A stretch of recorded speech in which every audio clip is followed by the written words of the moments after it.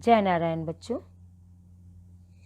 नमक का दारोगा पाठ के तीसरे भाग में हम लोग पाठ के सारांश को और आगे बढ़ाते हैं। पंडित आलोपी दीन के प्रति पक्षपातपूर्ण न्याय।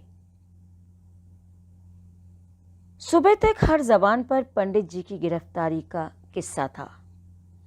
चारों तरफ उनकी निंदा हो रही थी। भ्रष्ट व्यक्ति भी उनकी निंदा कर रहे थे। अगले दिन अदालत में भीड़ थी। अदालत में सभी पंडित आलोपी दीन के धन के गुलाम थे।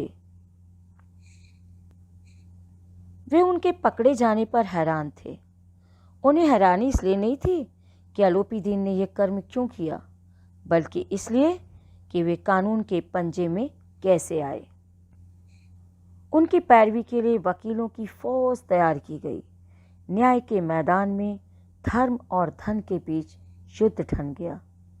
वंशीधर के पास सत्य था, लेकिन गवाह लोभ के कारण सत्य से पलट गए थे। मुंशी जी को न्यायालय में पक्षपात होता दिख रहा था। परिणाम स्वरूप मुकदमा शीघ्र समाप्त हो गया। डिप्टी मैजिस्ट्रेट ने लिखा कि पंडित आलोपी दीन के विरुद्ध प्रमाण आधारहीन हैं तथा वे ऐसा कार्य नहीं कर सकते। दारोगा का दोष अधिक नहीं है, परंतु एक भले आदमी को कष्ट देने के कारण उन्हें भविष्य में ऐसा ना करने की चेतावनी दी जाती है। मुंशी वंशीधर को नौकरी से निकालना। वंशीधर बाहर निकले तो चारों तरफ से व्यंग की बातें सुनने को मिली। उन्हें न्याय, विद्वता, उपाधियां आदि सभी निरर्थक लगने लगी। अदालत के फैसले के एक सप्ताह बाद ही वंशीधर को नौकरी से निकाल दिया गया। घर वालों ने जब ये समाचार सुना तो उन्होंने अपना माथा पीट लिया। उनके पिता तो बहुत क्रोधित हुए। साथ ही माँ एवं पत्नी ने भी अपनी नाराजगी व्यक्त की। वंशीधर को पहली बार अपने जीवन में खेदजनक अनुभव हुआ कि कोई भी सत्य के लिए समर्पित होने को तैयार नहीं है। पूरे समाज ने वंशीधर को अपमानित किया। पंडित आलोपी दीन का प्रस्ताव। वंशीधर के दृढ़ चारित्रिक बल ने पंडित आलोपी दीन पर ऐसा प्रभाव डाला कि उनकी आत्मा अंदर तक व्यथित हो गई। वे अगले ही सप्ताह अपने सजे हुए रथ पर बैठ वंशीधर के घर पहुंचे। उन्हें आया देखकर वंशीधर के पिता अपनी बदकिस्मती और बेटे की मूर्खता का रोना रोने लगे। आलोपी दीन ने उन्हें चौंकाते हुए कहा, आपका बेटा कुलतिलक है। ऐसे धर्मपरायण मनुष्यों पर तो सर्वस्व अर्पण किया जा सकता है। उन्होंने वंशीधर से कहा, उस दिन आपने मुझे हिरासत में ले लिया था। आज मैं स्वयं आपकी हिरासत में चला आया हूँ। मैंने इस दुनिया में सबको खरीदकर गुलाम बना लिया था, लेकिन मुझे परास्त केवल आपने ही किया है।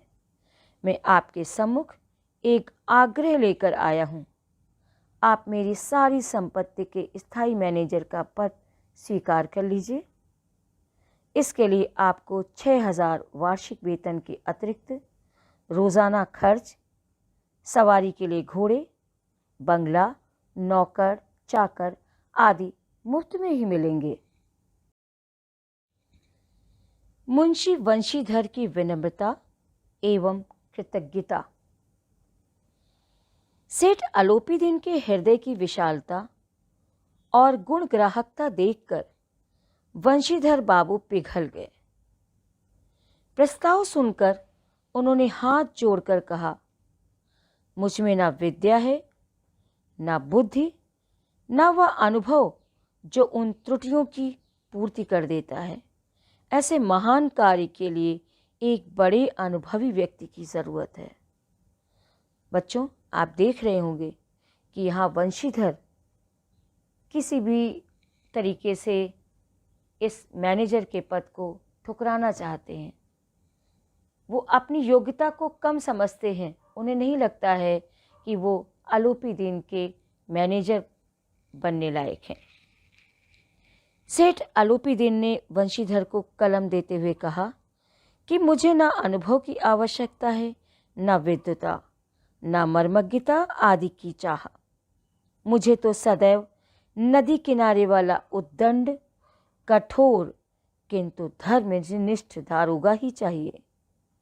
भगवान से यही प्रार्थना है कि वो आपको हमेशा वैसा ही बनाए रखे। यह सब सुनकर वंशीधर की आंखों में आंसू भर आए। उन्होंने कांपते हाथों एवं भक्तिभाव से नियुक्ति पत्र पर हस्ताक्षर कर दिए। आलोपीदीन ने प्रफुल्लित होकर अर्थात खुश होकर उन्हें गले से लगा लिया। तो बच्चों, आपने देखा कि कैसे अंत में धर्म की ही जीत हुई, सत्य की ही जीत हुई, कर्तव्य निष्ठा की ही जीत हुई, और जो धन के घमंड में था वो जीत कर भी अपने आप को हारा हुआ महसूस कर रहा था।